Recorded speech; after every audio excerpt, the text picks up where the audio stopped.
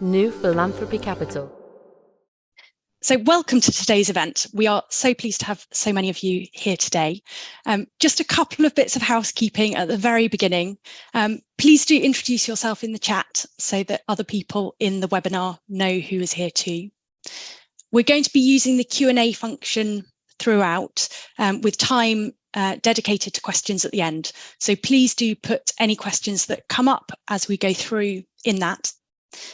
And this event will be recorded. As it's a webinar, it's only me and my colleague Rosie who are on camera, so you don't need to worry about that from your side, but it will be recorded and the recording will be available afterwards. And we'll be sending out a follow-up email at the end with any resources that we share through the webinar so that you have access to those as well. So as I say, it is really wonderful to see so many of you here today. And it's great to see people here from all different walks of life, from businesses as well as from other organisations across the social sector. And we're here today to talk about how businesses can plan and measure their social impact. I'm Marjorie Infield. I'm a senior consultant at NPC, and I lead our work with businesses. And I'm joined by my colleague Rosie McLeod, who heads up our data and learning team.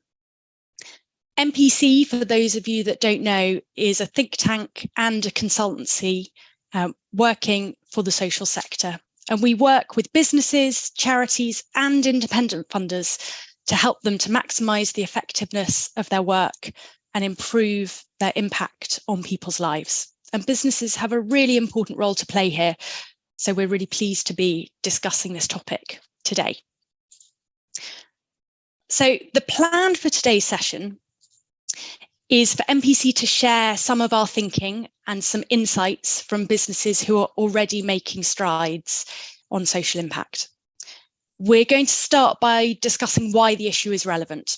Why are we talking about it today in the first place?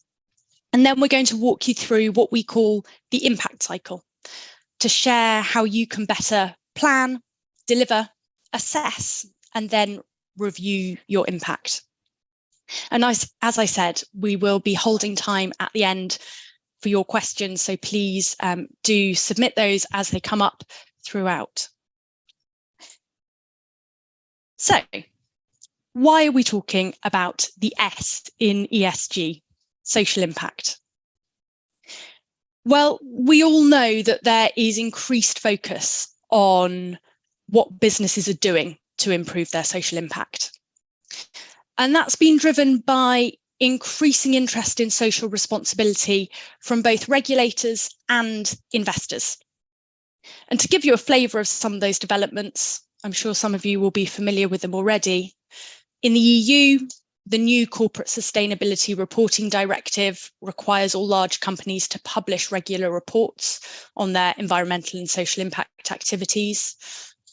It's also introducing a framework across the EU to bring greater transparency to investors on social impact and the performance of their investments.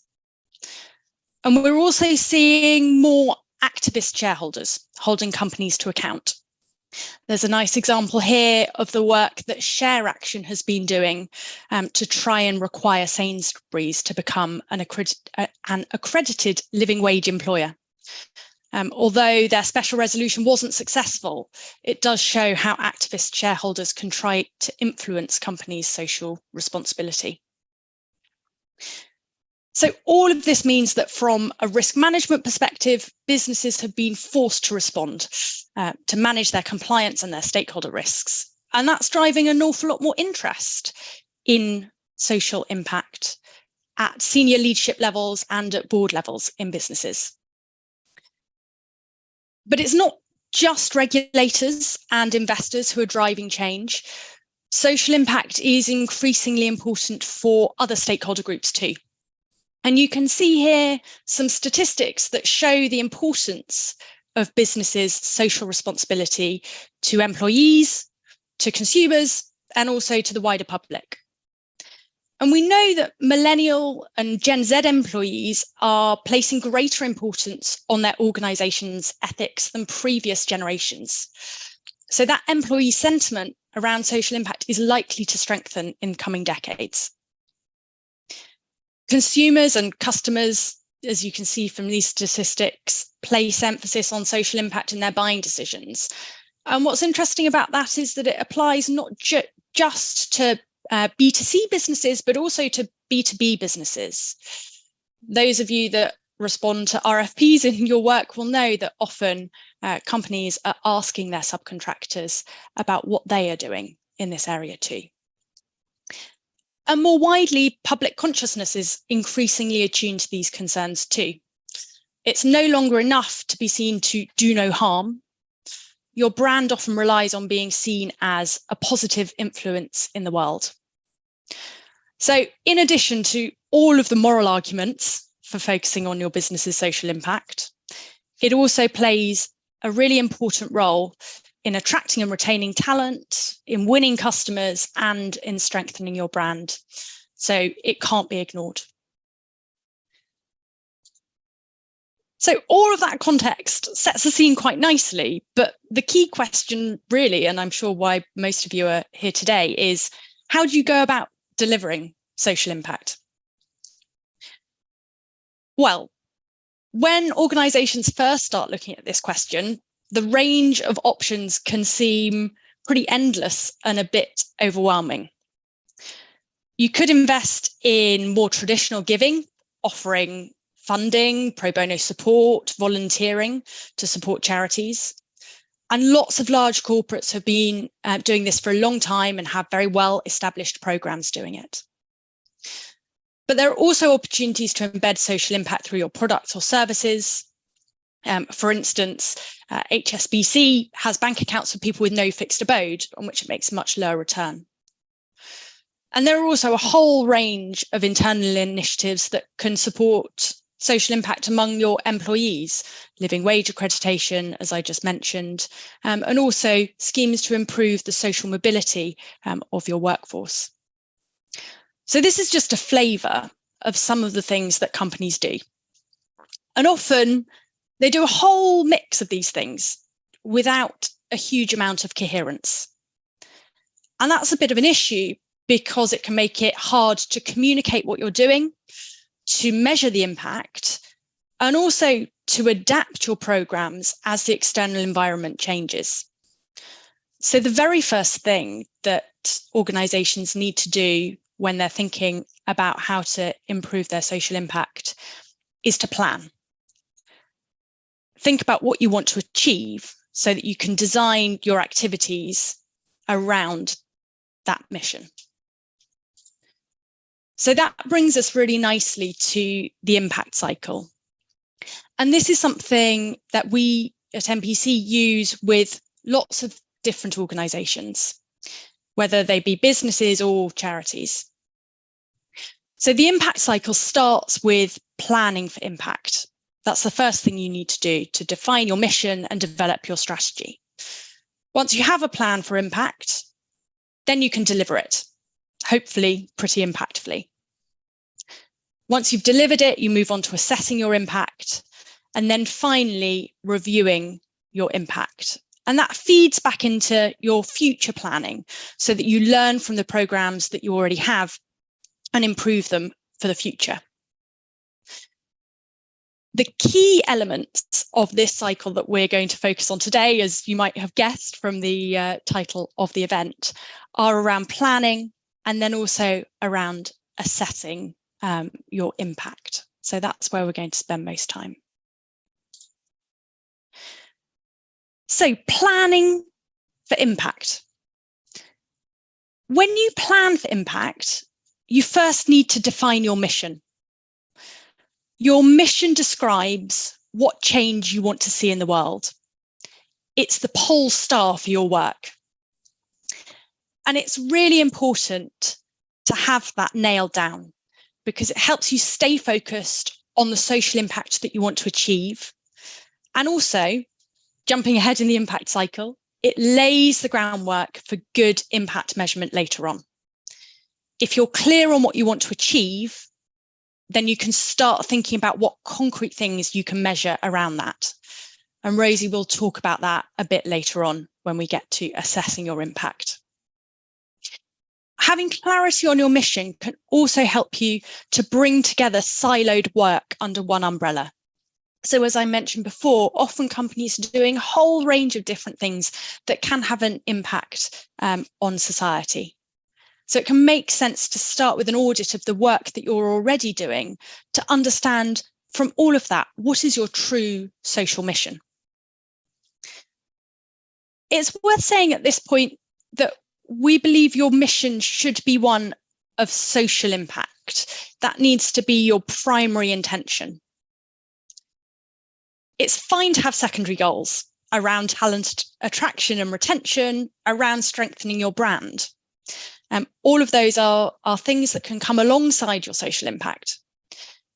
But if it's the primary intention of your social impact programme, then that influences your decision making, or could do, in a way that undermines your social impact and is inauthentic. And your stakeholders are clever people. They can spot inauthenticity, and you're setting yourself up for accusations of impact washing.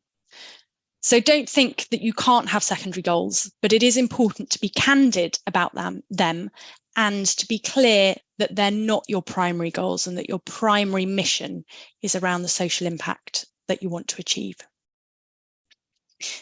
We've got here an example from Nationwide Building Society, and they're an organisation that we think is doing this really well, and we'll come back to them as we go round the impact cycle. So Nationwide says that improving communities is at the heart of everything we do.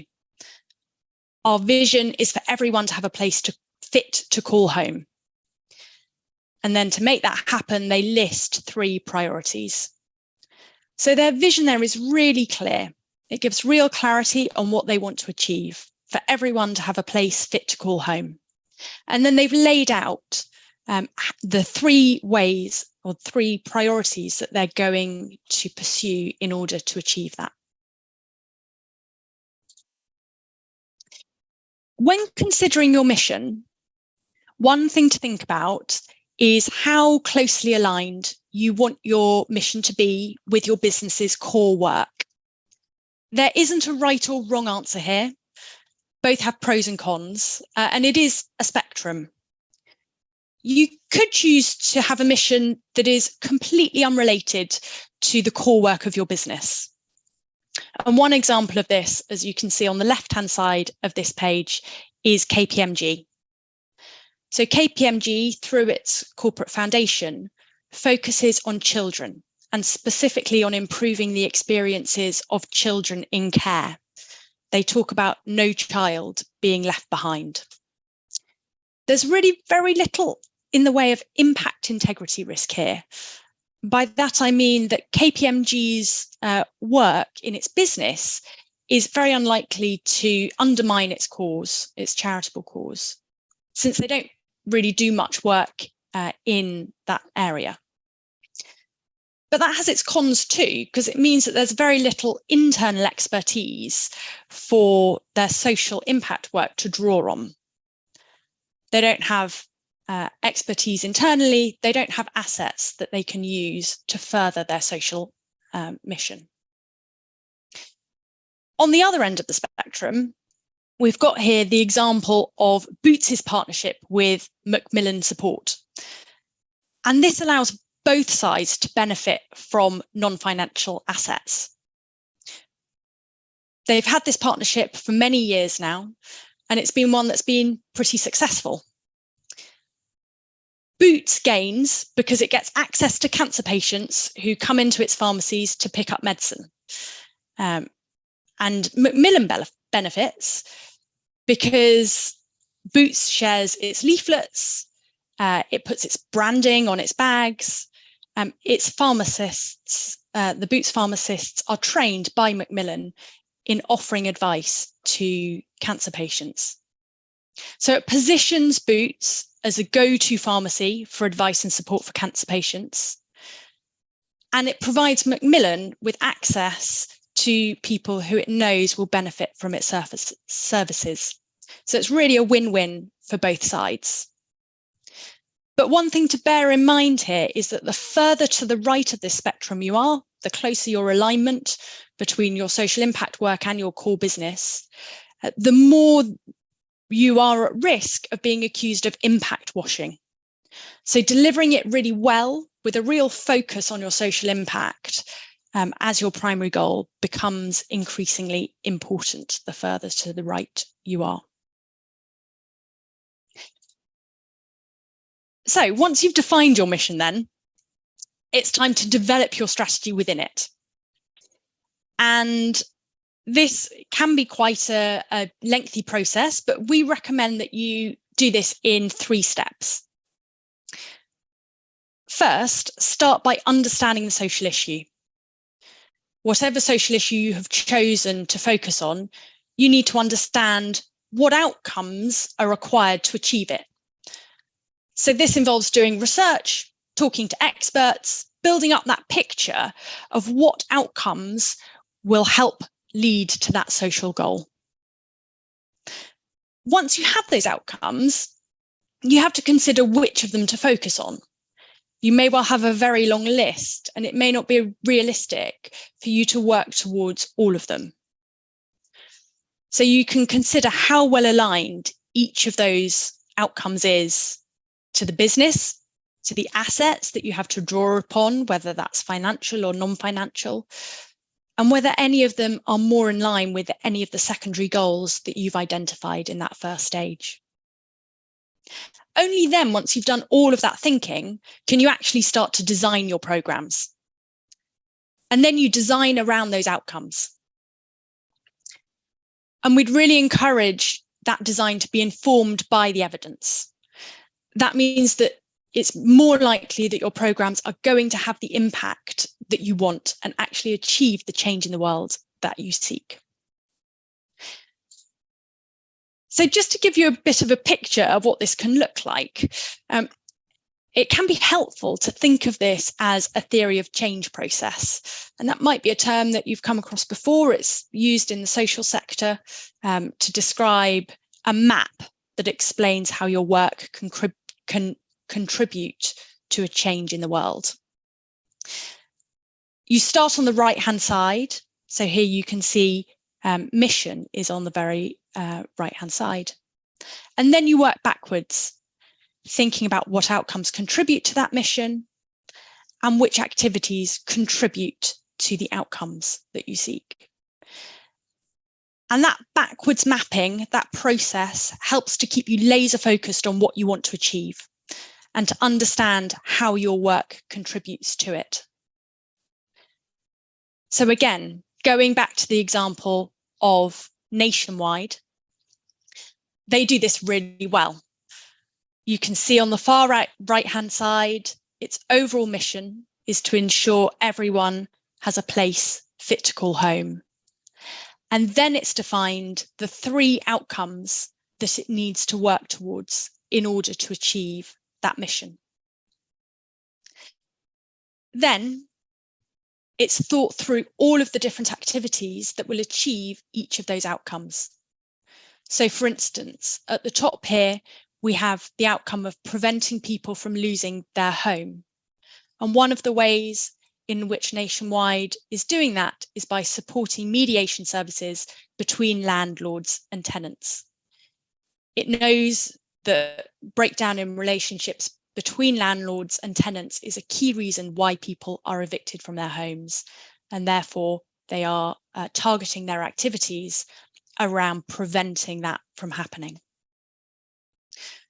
Now, across all of these activities, Nationwide is mainly delivering through community grants to charities, through charity partnerships more broadly, and through volunteering, allowing staff the opportunity to contribute their skills to charities and other organisations in the social sector. The reason that we think this process is really valuable is because it can help you avoid things like this. This cartoon illustrates a point really nicely, which is that sometimes it's very easy to do things on a hunch. You might have a hunch that mentoring will lead to a reduction in youth unemployment, for instance. But unless you've looked at the evidence, unless you have talked to experts and really thought through why you are doing a particular activity, then you're basing your strategy on a hunch. And you may find later on, when you come to measure your impact, that actually your programs aren't achieving what you would like them to. As you get more sophisticated, you might then want to go through that theory of change process for an individual program or an activity that you are investing in. And that can help to define exactly how the program contributes to each specific outcome. This is just an example, sort of flashing up briefly, of a theory of change that NPC produced in support of the Santander Foundation for a program where Santander is supporting people in the UK to become digitally and financially empowered. So this is what it can look like as you develop it further. So that's the plan section of the impact cycle, focused around defining your mission and developing your strategy. A bit of a whistle-stop tour, but I hope that thinking is useful. Once you've planned your activities or programs, what next? Well, then we move on to delivery. Then you have to deliver your programs well. And often your social impact programs will see you working with charities. And that might be through grant funding, or it might be through volunteering for staff. And one of the most important things to consider is the relationship that you have with those charity partners. Establishing as equal a relationship as possible is really important to making those partnerships a success. You, as the funder, hold a lot of power in that relationship, but the charity probably has the best understanding of people's experiences, the people they're supporting, the challenges that the charity faces, and also how you as a funder can help them best. So it's really important to listen to them and to invest time in building your own understanding. NPC did some research a few years ago, back in 2018, on what makes impactful corporate charity partnerships. And we spoke during that research to people on both sides of the relationship, both charities and their corporate partners, and they shared their own experiences with us. And you can see some of those quotes from the research at the bottom. And they highlighted a few things that it's important to avoid. So the first of those that you can see in the purple speech bubble is asking charities to design new and bespoke projects while offering only short-term funding. That can require a charity to invest an awful lot of resources in a project and then find that actually you're not willing to continue funding it at the end. So that can be a really poor use of their internal resources for something that doesn't lead to long-lasting change. The second area is asking for unskilled volunteering. You can see a quote in the pink bubble around from a charity that says it doesn't do paint and fix volunteer days anymore. Often for a charity, unskilled volunteering, like sending your CFO off to paint a fence, is not necessarily that good value for them.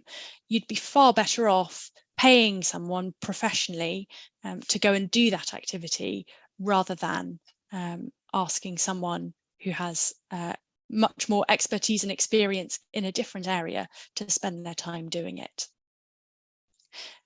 And lastly, and you can see this one in the orange speech bubble, there is sometimes an issue of speaking the wrong language. You will know from talking with charities and businesses that often you talk about things in slightly different terms. And if you don't invest time in getting to understand the other organisation, then you can miss things and there can be miscommunication from those differences in language. So as I said, we're not going to spend a huge amount of time on talking through delivering with impact, but that's just a useful few points that came out of that research about what you can do to make sure that when you're working with charity partners, you're doing that well. So then we move on to the assessing impact part of the cycle, and Rosie, who leads our work in this area, is going to take us through the key things to think about here. Thanks very much, Marjorie. Hello, everybody. Thanks so much for coming. So on to assessing the assessment of social impact. Obviously, it's crucial not to leave assessing impact till the end. And the elements of planning that Marjorie's already talked through are going to underpin good impact measurement. One of the central questions is around prioritization, right? How do you move on to prioritize what you measure in order to get good things in place? And while in this session, we're talking about a wide variety of approaches and initiatives that you may be thinking about here, as Marjorie discussed, there are some quite universal principles that we think can be applied. Thanks, Marjorie. So we talk about 4 pillars when it comes to building what you could call a measurement framework. This just helps to take you through decisions that you need to make and should help to give you a solid, tailored approach. The foundation for this, as with so many other things, is the strategic vision, the leadership, and the case. We need buy-in and commitment from the top for this work to be taken seriously. We won't get anywhere without proper sponsorship to get it incentivized and seen through by those responsible. But onto the pillars. The first pillar, theory of change, as Marjorie talked about, that's got a role in identifying what your work hopes to achieve, how activities are expected to lead to the intended outcomes, along with your assumptions about how that will happen. And that is the scaffold, if you like, or the work to follow.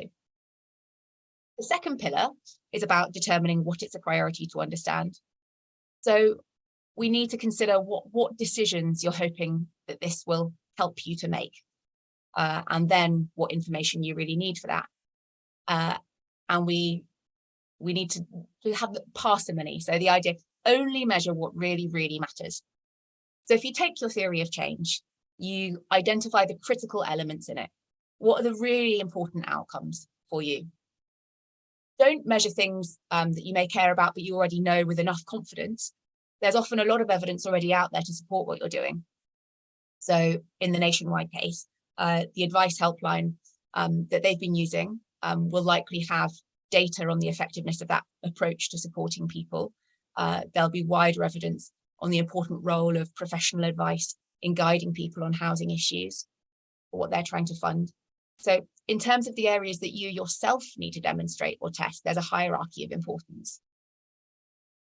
Thirdly, how robust does this evidence need to be? We need to be proportionate. How's this going to be used? By whom? What are the expectations around it? And that drives how rigorous it needs to be, as I'll talk about later. Fourthly, moving on to the data sources and tools that you're going to use. Thinking about what data that you've already got access to, and then anything else that you may need to collect to determine what primary data you might want, be that surveys, question formats, etc.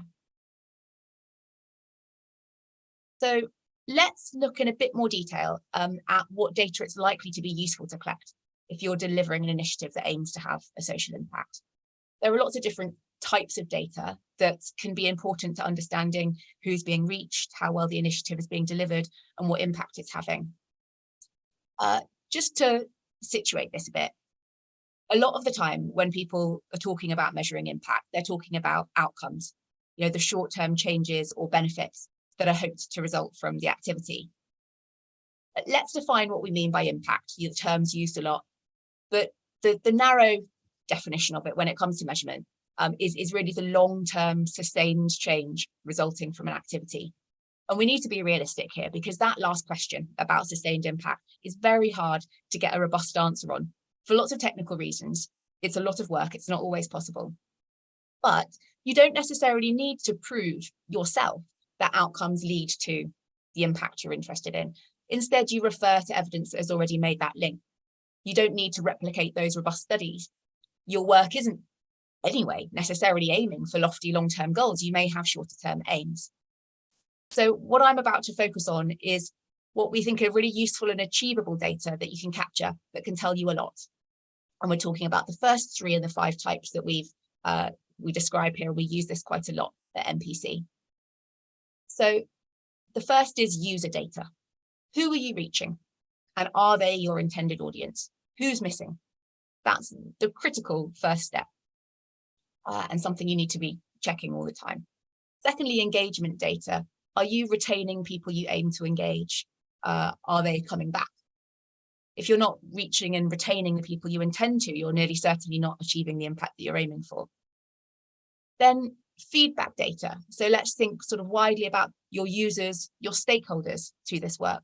And what do they think of how you're doing and what you're doing? If you're getting some mixed or negative feedback about the work, that's likely indicative of whether it will be working as intended. So we would suggest that everyone should be capturing user and engagement data for their users, stakeholders, whoever they are, routinely, and capturing feedback data with some regularity, informally or formally, for instance, with surveys or questionnaires. And that can really help to understand the effectiveness of the work. How well are you delivering it? And gives you useful information to help you refine and improve it as you go. These can be short doses used in a quite agile, looping way. Then thinking about that 4th type, outcomes data, you might want to collect outcomes data occasionally. That can show you better what short-term change you're having, not just how do people like it, but does it lead to what's intended? It's significantly more effort. It involves taking pre and post data from the same people, ideally a sample of them, but is well worth doing for that achievement question. And then the 5th, as I say, impact data is not often feasible to collect. It's only likely to be in exceptional cases. Thanks, Marjorie. So how you analyze and report, what do you do with this? How do you share? As a structure, at least we'd say, sort of universally speaking, there are 5 key questions that you might want to consider addressing that are always of interest to a general audience. So firstly, the why, locating what you're doing in the social context, why this work should be done. What's the problem that you're a part of trying to tackle? What's your role in helping to address it? What does it aim to achieve? Then your findings about how you're doing against that using your data sources. And crucially, how you're learning and improving. It's powerful when you can show what you're achieving, but also what you're learning and how you're progressing. Being transparent about what's working well and less well is much more valuable to others, is good role modeling, is more credible and authentic. Thanks, Marjorie. So the final stage of the cycle is to review the implications of your findings and consider if anything needs to change. This can be the most overlooked aspect, but closing the loop is arguably the most useful bit, and is really why you should be doing it. To link back to the nationwide example, thanks, Marjorie, they aimed for data on what they delivered, to who and how much, what they achieved in terms of preventing people losing their homes. Those were the sort of key goals for them. And there are lots of sort of actions that come off these considerations. How can you improve? How can this help you to prioritize what's working well, less well? What do you stop, start? How do you refine? Where is the resource best spent? Where can it be scaled down? As we talked about in terms of the data on users, who are you reaching? Who are you not able to reach? And making extra effort to engage the people who aren't being reached, who are dropping out or who you're not seeing, is well worth it to consider. In addition to those who you've intended to reach and are failing to, how may the wider situation be changing, and how may you want to divert or refocus to meet the needs of increased demand, or people who may not have needed help who now do. So trying to keep that live and responding to the context is important. And then on the more internal front, reviewing your internal processes. So how are we doing in delivery of this? How's it working with our stakeholders, partners that we're working with? How can we improve? So the more sort of process focused improvements. Thanks, Marjorie. So to link back now to the Nationwide example, they were aiming for data on what they delivered to who, how much. So delivering housing advice and support through the shelter advice line. They were able to say that they'd helped advisors to answer calls, and presumably through shelter, they will have had information about the role that advice line plays in support. So they're using their TOC to be able to share their findings and tell a compelling story about the outcomes of the work based on a sound rationale with data to back it up. Thanks, Marjorie. So here they're able to state, this is just an example of how they've been reporting their findings, what they're able to go out and tell the world, that the activity, the output, they funded more helpline advisors to answer 7,000 calls, which they're able to make the claim has prevented 1,000 people from losing their homes, or maybe there'll be some sort of short-term outcomes that make that connection. There may be some proxies here. And it's likely that they're making that claim, as I say, based on shelter's data and approach to impact measurement. This points to the really important role for charity partners and other partners in helping with the data to help piece your picture together.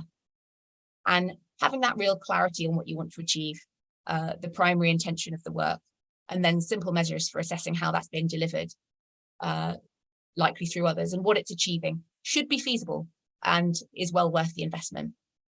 So I'm going to hand back to Marjorie now for the Q&A. Thanks very much.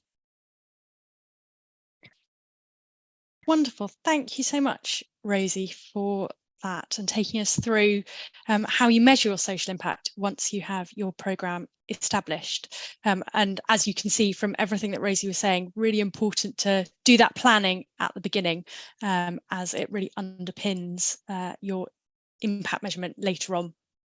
So, as Rosie said, we've got lots of time for questions now. And I can see that there are lots of people in the room, so please do contribute any questions that you have through the Q&A function, and Rosie and I will field those. Whilst those questions start to come in, I'm going to use Chair's prerogative and ask Rosie a question. Rosie, I wonder whether you've got any thoughts on what one thing businesses should do to improve their impact measurement when teams are often really small. Often people are doing all sorts of different parts of their job, really stretched in terms of the amount of time they have to focus on the impact measurement part. Is there one thing that you would recommend that people really prioritise when they're starting to improve their impact measurement? I'd say it's as we've said about the intention, about being goal focused, because as Marjorie said, part of this is just about the clarity in thinking, and it's not about what you collect. It's about whether you're clear on what you're trying to do, and can be as focused on that as possible. I think that there tends to be a lot of data available, a lot of data around, and rather than sort of starting with what data is there, it's more what are we trying to answer and what are we trying to ask, and it's giving the time to that. Yeah, absolutely. That's really helpful. So that I can see that there's a question that has come in from someone who says that they're particularly interested in the internal colleague piece of the S and what companies are doing in this space to improve the internal workplace and how they are measuring it. So that's thinking about some of the initiatives I mentioned at the start, like improving social mobility, becoming living wage employer, and so on. Have you got any thoughts on that one, Rosie?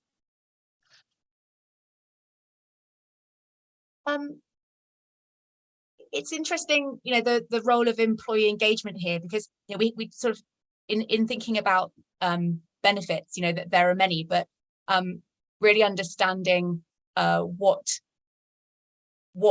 employee, where we're talking about the internal, what it is that matters to employees, and how as an organization, this is a sort of key way of bringing people together, and bringing greater purpose. And so getting a solid understanding of that is something that we're seeing more of, and what those conversations around purpose look like internally.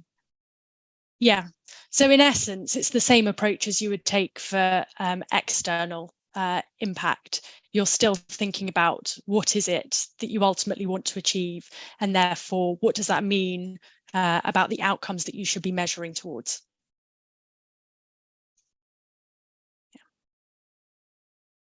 Fab. There's a really interesting question here, which I think applies sort of both across the business space and also the charity space, from someone who says that as an impact lead, how can they approach working with teams who are concerned that outcome and impact measurement is about checking up or monitoring people in their roles? So that kind of sense that actually when you're implementing your measurement framework and you're getting that data in, that people are kind of feeling judged and maybe a bit apprehensive about allowing that and reporting back. So there's kind of a cultural question there as well, which I wonder whether that kind of speaks to what their leadership aspects, Rosie. Yeah, I mean, Rosie might have frozen. Oh, no, you're back. Sorry, yes, I lost you for a sec. Yeah, no, I mean, it's really important, and I think that where we talked about leading from the top and the sort of the culture around this, that's where it needs to, the message around what this is for is really, really important. Why would you be measuring and monitoring, and the points about transparency around that from the start are really important.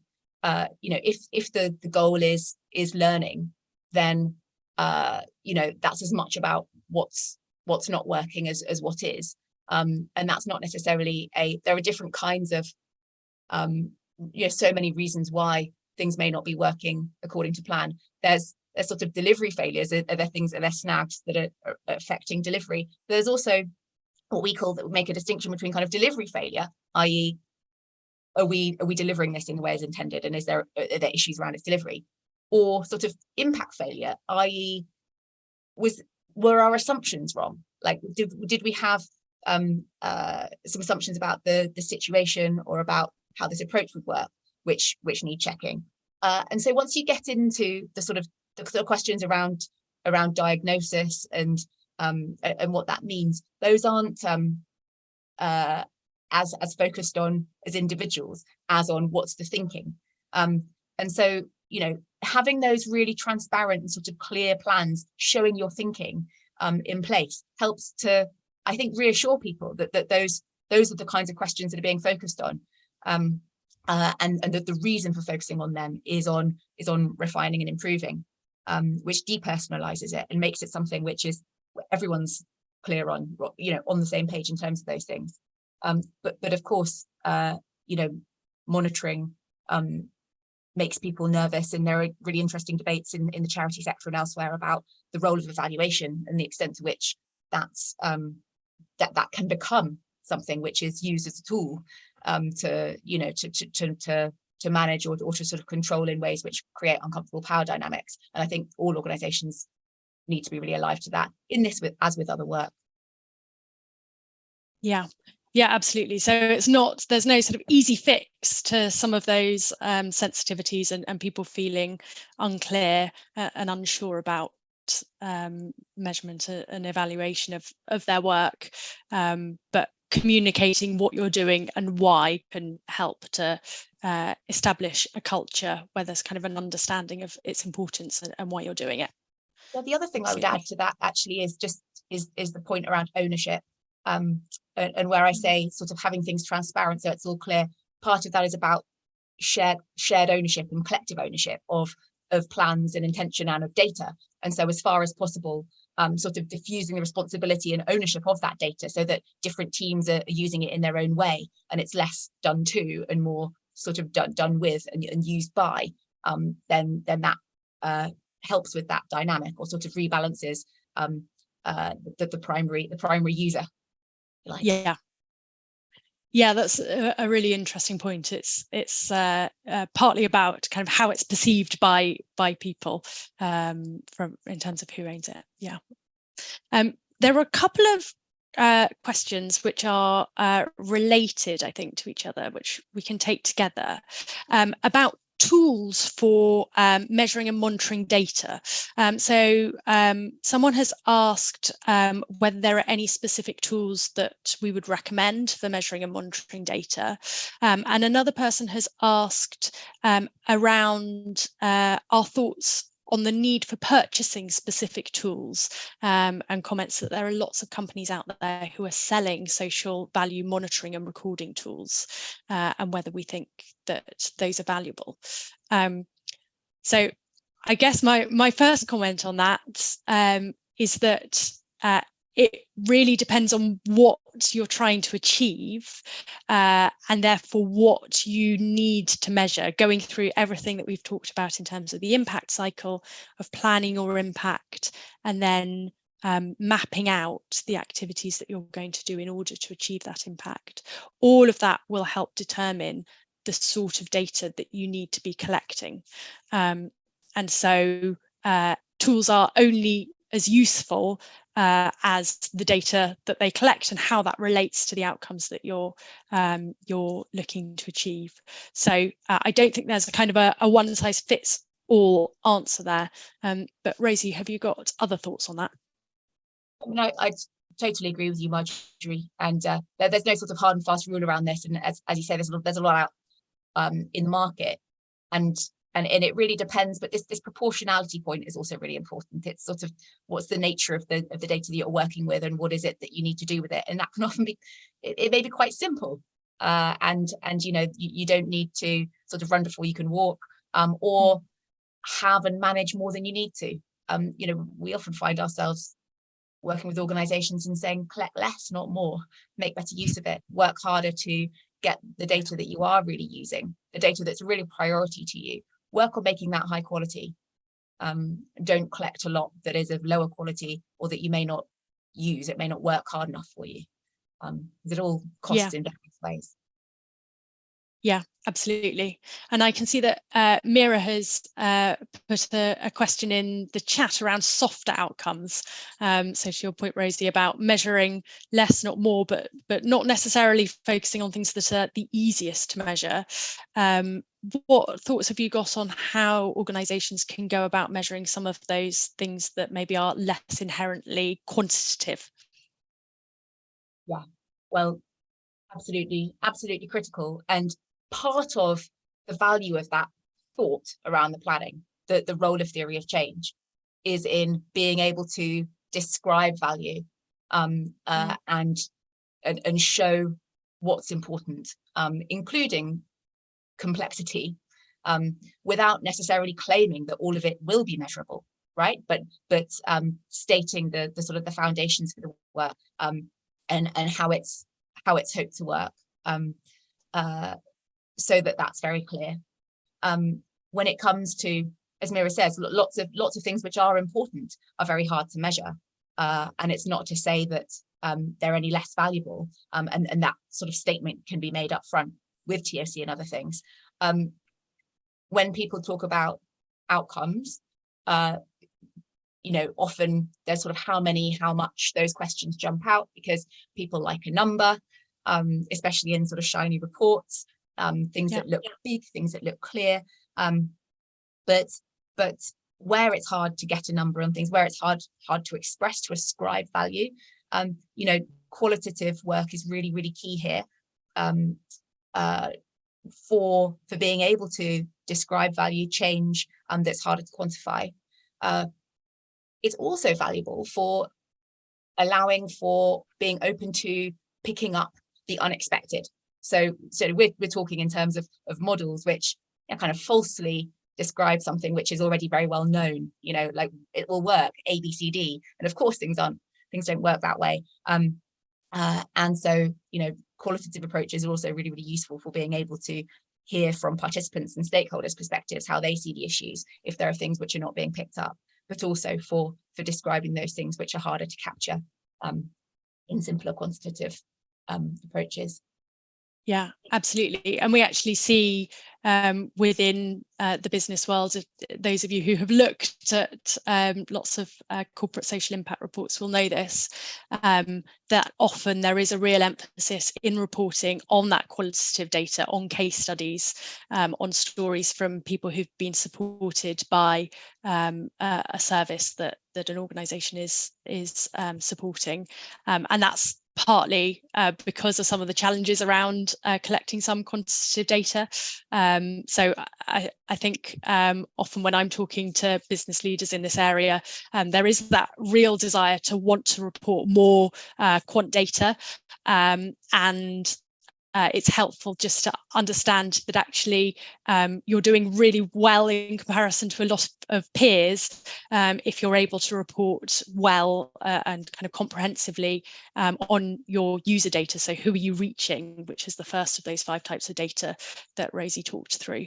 And as you move on to lower down those 5 types of data into feedback data, for instance, if you're reporting on that quantitatively in your reports, then you really are leading compared to an awful lot of other organisations. So what we have described is sort of the ultimate goal often for organisations, rather than kind of where lots of organisations in the sector as a whole is at the moment.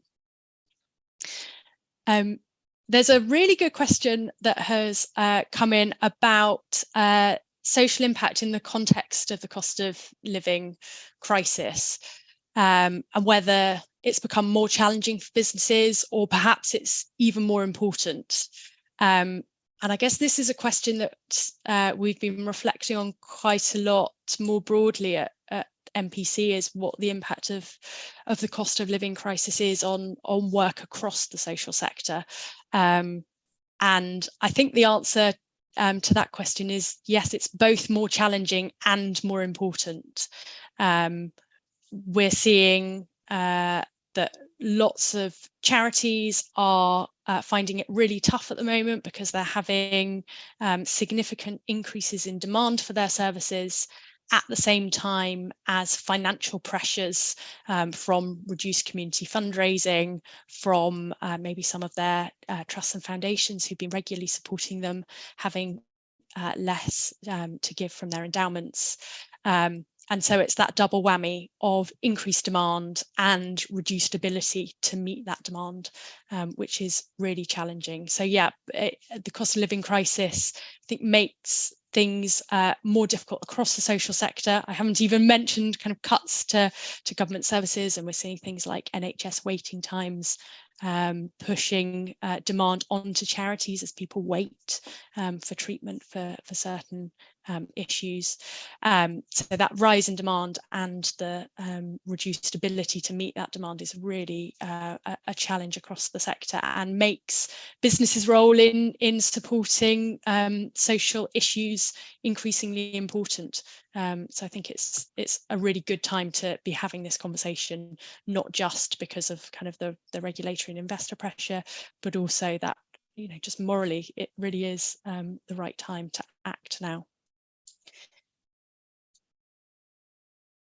Just looking through the list of questions that has come in to see whether there are any others that we haven't answered yet.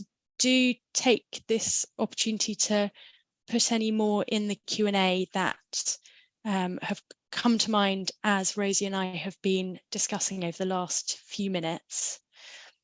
There's a really good question that's just come in about campaigning, and how do you measure policy and campaigns and kind of impact in that area. Rosie, I think this might be a question for you. How do you approach measurement when it comes to creating policy change? Yeah, and we do have guides on this, which we'll post in the chat after. So yeah, a really good question, and sort of as Mira had alluded to earlier, you know, there are elements of campaigns which are sort of easier to measure, in terms of reach and in terms of, sort of engagement. And then those which are harder, that are maybe sort of more inside track around influencing thinking and influencing decision making.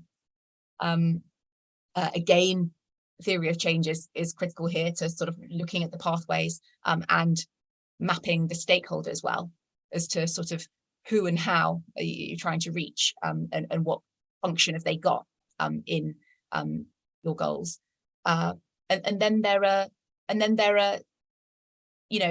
as well as I say, on sort of campaign reach and engagement with audiences, it goes qualitative again in terms of stakeholder perception, policymaker perception. There are ways of measuring the extent to which things are rising up the agenda, and trackers for that. And in terms of attribution, often these things come out. You'll find kind of large sort of campaigning organizations relying on things like impact spreadsheets, sort of just the ways of picking up on the anecdotal things that come back, conversations with people around the role that it played in meetings or how things are changing, and trying to sort of bring those together, so that it's really there's a jigsaw there, and you're trying to bring different pieces together to get the best possible picture. With campaigns too, there's that need, as with other work, but particularly so to be agile. The situation changes, the external environment changes, something happens, and everything changes. You need to sort of refocus, or there's a big win or a loss, and it's, as you say, absolutely outside your control. And so having quite sort of lean and sort of flexible measures that you can easily, and feedback loops that you can easily change, helps you to stay on top of things and adjust your approach accordingly. But I'll go to post a couple of things in the chat now. Wonderful, thank you.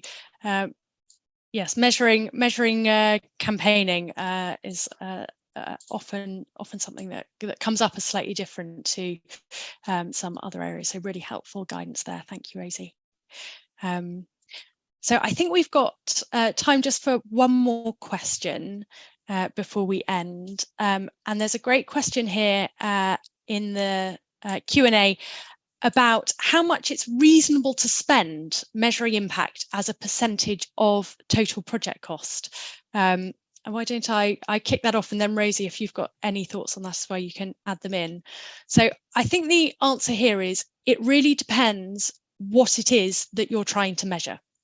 As Rosie described, there are all sorts of different levels on which you can measure your activity, and some of those will be more straightforward than others.